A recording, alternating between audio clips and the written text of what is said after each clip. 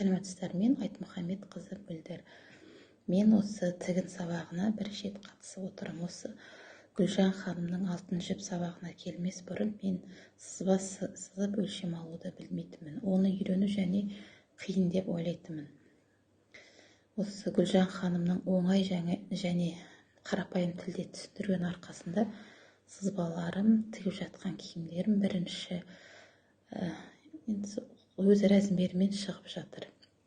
Қайтадан переделка деген ондай болған жоқ, Аллаға шүкір әйтеуір. Сондықтан бізге 5 тапсырма берген. Сол 5 тапсырманың 4-тен орындадым. Көйлек, рубашка, кажикей, юбка, сол 4-тен тіктім. Енді шалбар қалды.